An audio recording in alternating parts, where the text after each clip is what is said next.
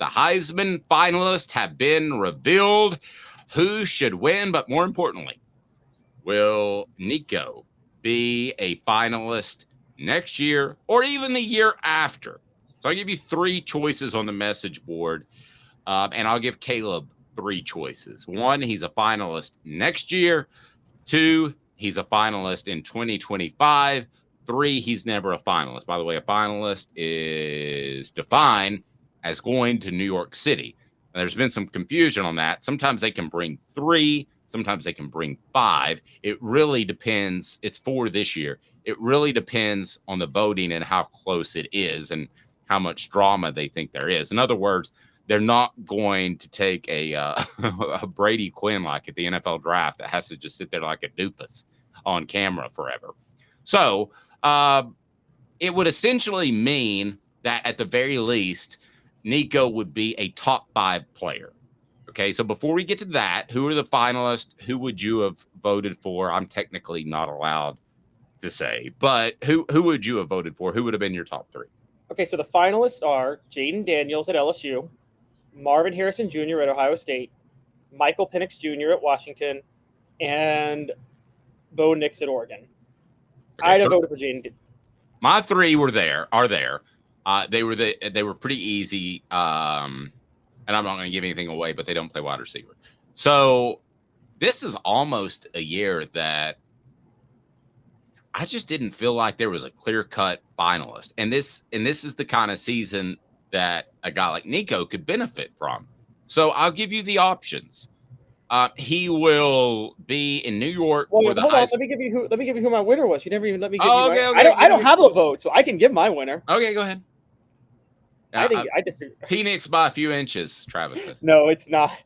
I'm sorry. I think it's actually pretty clear cut. It's Jayden Daniels. I don't care that LSU didn't play for the national title and that they had 3 losses. His stats were historically amazing. He wins the Heisman in my book. I mean, I think it's obvious. Without giving it away, I'm not going to argue with you. How about that? Okay, Nico, 2023, 2024, or nada? Never. You mean 2024 or 2025? 2024. Man, if he makes it to New York in 2023, that'd be amazing. Like, he'd have to buy a ticket. But I am going to say if it's not 2024, Josh Heupel will not work out as a coach at Tennessee unless it's an injury. Whoa. So you think he has to be in New York City for the Heisman ceremony next year, or there's an issue? Or there's provided he's healthy, he has to be in New York next year. Or else there's a big concern about Josh Heupel's program going forward. Josh Heupel states everything on Nico. Everything about Josh Heupel's program has been staked on next year with Nico. So he better be in New York next year. And yeah, I think he'll be in New York next year. Okay, you're going to have, just in the SEC, you're going to have Jalen Milroe and Carson Beck to compete with. And I think Beck's really good, for the record. So you could be the 3rd best quarterback in the SEC, and Tennessee could still win 10-plus games. Did you watch Mike Bobo's coaching in the SEC championship game? Carson Beck can go to New York. Are you telling me that under Bobo, no quarterback is going to... I waited all year to say Mike Bobo would do Georgia in. And Dave, you have to agree with me. Mike Bobo called a horrible game on Saturday, didn't he? I thought it was horrible. I also thought, though, that he was hamstrung a little bit because Alabama's defensive interior was really good, and he was afraid of it. He was hurt, too.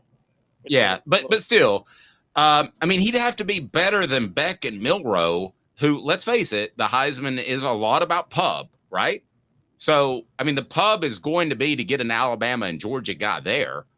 So he would have to beat both those guys in Heisman voters' eyes to get there. So I say no, he doesn't make it next year. 2025, I think, is a real possibility.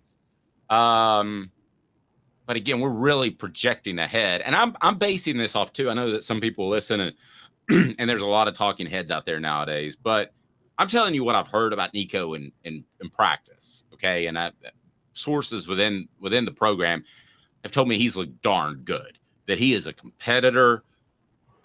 Specifically, Joe Milton takes things a little lightly. I think that Nico is more along the lines of let's get this bleeping thing done right now. It's not okay to be okay at a Wednesday practice. So I think you're going to get a great leader next year as still an underclassman. I think you're going to get at least a very good quarterback and an upgrade. I don't know that you're going to get a Heisman finalist, though, Caleb. I can't go that far. If you don't get a Heisman finalist, look, Hendon Hooker would have been a Heisman finalist if he didn't get hurt. If you don't get that, then you failed as Josh Heupel as a head coach, and you will not win a championship at Tennessee. I would go ahead and move on from Josh Heupel next year if Nico's not a finalist. Josh Heupel. I would. Josh Heupel's entire calling card is his ability to make quarterbacks look like God on the field because of how good he is. Joe Milton, I understand, it was limited. Nico Iamaleava is the best quarterback possible for Josh Heupel's system. If Nico's not in New York next year, Dave, that means people have figured out Josh Heupel's offense. That's what that means. And I am. Well, I don't think there's any figuring out Josh Heupel's offense. I think, I don't think in New York. By you saying figure out, I want to stop on that for a second. By you saying figure out Josh Heupel's offense, Caleb, that makes me think gimmick offense. I don't think it is. It is a little gimmicky, but it works. And he runs the ball a lot, but let's not forget the wide splits is a little gimmicky. He's taking advantage of the wide hash marks in college football and the downfield blocking. That's undeniable. So you can't disguise coverage on defense. What happened this year? Now, again, I think and you think we both agree that the disproportionate amount. Thank you, Rocky Top Tom. Totally agree. The drop off to 2025 is a concern. Yeah, read what he said for those on the audio platform. Rocky Top Tom says we could have our entire OL and DL return in 24. We have Squirrel, Mike Matthews, and great tailbacks. It's looking groovy next season. The drop off of 25 worries me. Rocky Top Tom, you said the word groovy. You didn't strike me as a hippie, Rocky Top Tom. No, groovy makes me think of the Batman dance. You remember that?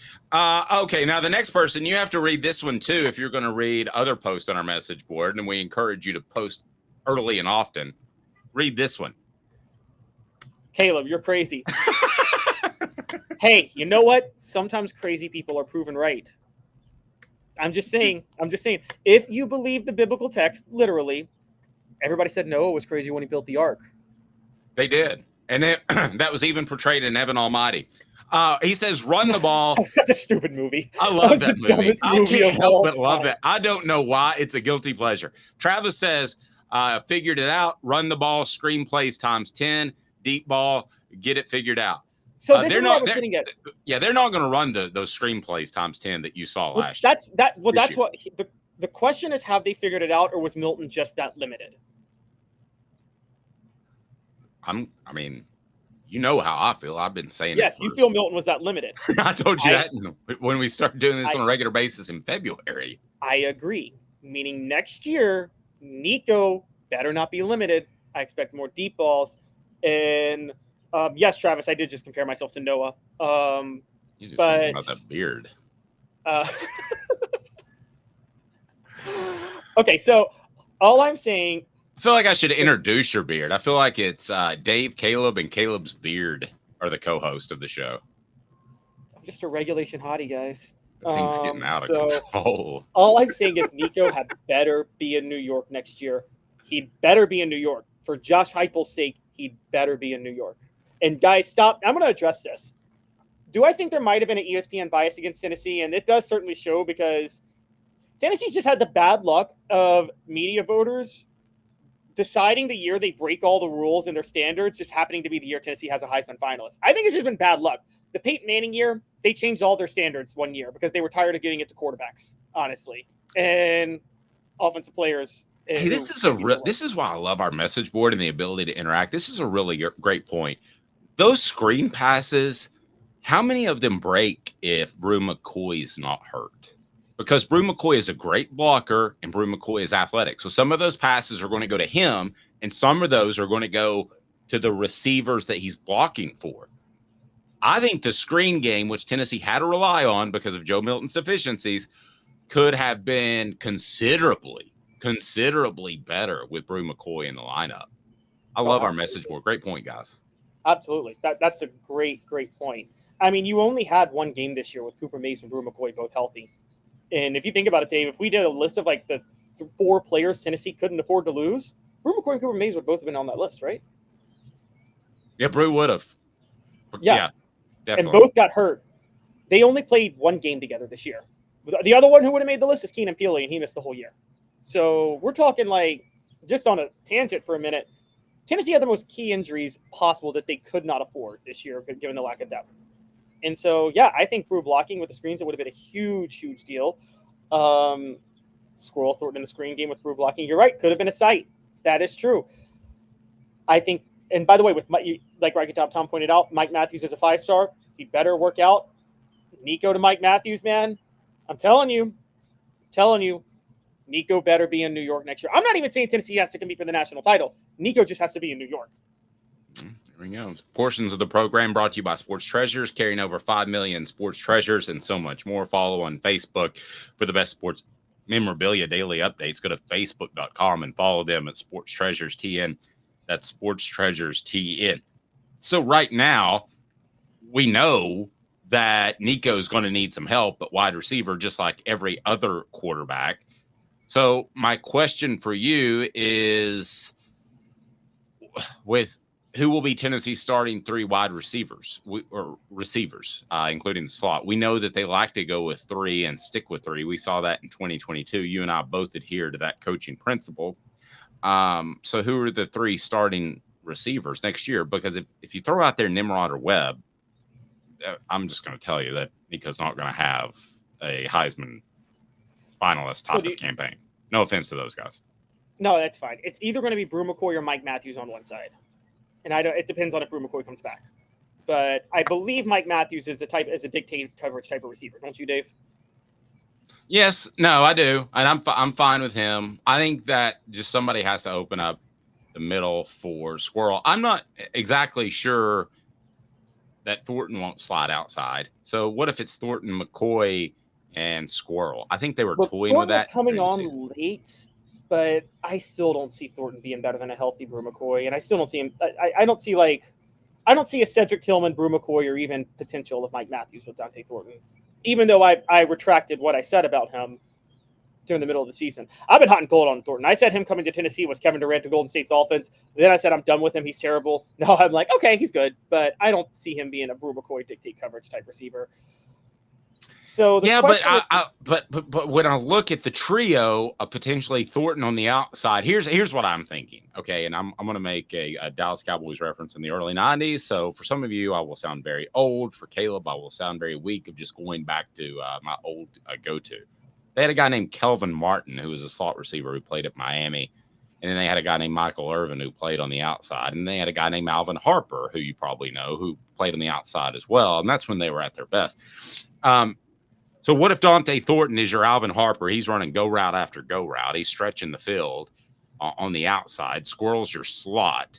And then your possession receiver is Brew McCoy, with similar to Michael Irvin in that he could break the big one every now and again. Because I think that Michael Irvin was kind of like the best possession receiver ever, because he could turn in a big play now and again, but I don't think he's anywhere close to the best receiver ever, if that makes sense. Does that make sense? The last couple of years, Tennessee's had a wideout who they had a possession receiver on one side, which was typically Ravel Keaton, and then a dictate coverage receiver like Brew McCoy or Cedric Tillman. You're seeing you could have both of those in one, a dictate coverage and possession receiver be the same guy, and then have a guy run a go route at the other wideout spot. Yeah. I think based off what I've seen, I think that only guy that could really dictate coverage is Brew. I don't see Dante Thornton jumping into that. Yeah, role. and that's the thing. So it'll either be Brew or Mike Matthews, if Mike Matthews can do it.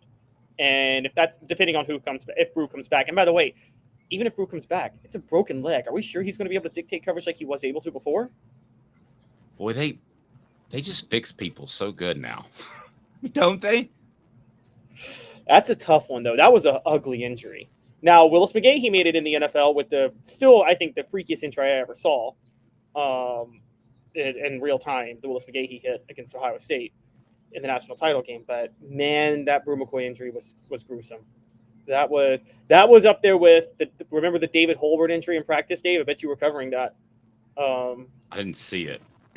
I remember it. I didn't see it. It was snapshotted in real time. It was the scariest thing I'd ever seen.